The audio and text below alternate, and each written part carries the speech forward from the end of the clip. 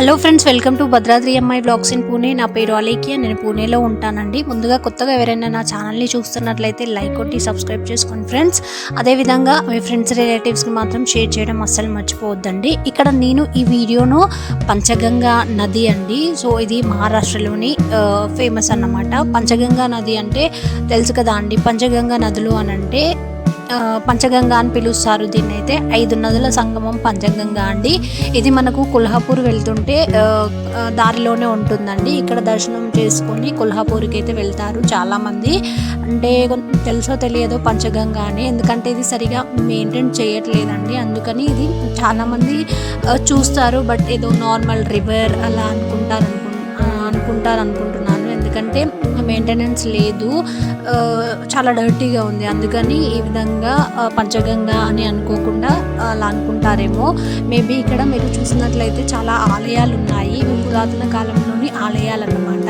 ఇవి చాలా అందులో పంచగంగాలో మునిగిపోయి ఉన్నాయండి. అవి పైకి కనిపిస్తున్నాయి కదా, ఆ మాత్రమే కనిపిస్తున్నాయి. ఇవన్నీ దీంట్లో చాలా ఆలయాలు అంటే మునిగిపోయి ఉన్నాయన్నమాట. నాకు కూడా తెలియదండి. సో నేనైతే తెలుసుకున్నాను. ఈ విధంగా మీకు తెలియజేయాలి కదా అండి. తెలియకపోతే ఆ విధంగా అయితే తెలుసుకొని మరి ఇన్ఫర్మేషన్ మీద షేర్ చేస్తున్నానండి. పంచగంగా నది మహారాష్ట్రలోని ప్రముఖ నదిలో ఒకటి. ఇది కృష్ణా నదికి ప్రధాన ఉపనది. ఈ నది ప్రయాగ సంగమం వద్ద ఉద్భవించి కసారి, కుంభి, తులసి, భోగవతి, సరస్వతి అనే 5 నదుల సంగమంతో ఏర్పడుతుంది. ఈ నది నర్సోబావాడి వద్ద కృష్ణా నదిలో కలుస్తుంది. కొల్హాపూర్ ప్రాంతానికి ఈ నది జీవనాధారం అండి. ఇది మనం కొల్హాపూర్ లక్ష్మీదేవి టెంపుల్కు వెళ్తుంటే ఈ విధంగా మధ్యలో ఉంటుందండి. ఇక్కడ అయితే నదిలో కూడా చాలా అంటే సీసం ఐటమ్స్ ఆ విధంగా చాలా డర్టీగా ఉందండి.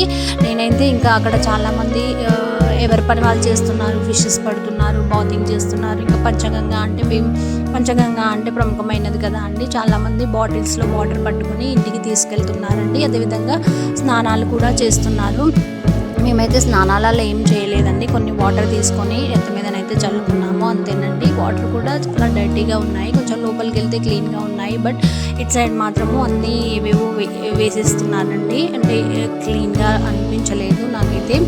ఈ విధంగా ఇదైతే మనకు కొల్హాపూర్ ప్రాంతానికి ఈ నది జీవనాధారం. వ్యవసాయానికి ముఖ్యమైన నీటి వనరుగా ఉపయోగపడుతుంది. ఇది దత్తాత్రేయ స్వామికి ప్రసిద్ధమైన తీర్థక్షేత్రం. నది ఒడ్డున వ్యవసాయం, ఆలయాలు మరియు పర్యాటక ప్రదేశాలు కూడా విస్తరించి ఉన్నాయండి. ఈ నది 80.7 కిలోమీటర్ల పొడవు కలిగి ఉంది. ముఖ్యంగా పంచగంగా ఘాట్ కొల్హాపూర్లో ప్రసిద్ధి చెందిందండి. పంచగంగా అంటే 5 నదులు కదా అండి. అది కసారి, కుంభి, తులసి, భోగవతి, సరస్వతి అనే 5 నదుల సంగమంతో ఇదైతే పంచగంగా అయితే ఏర్పడిందండి.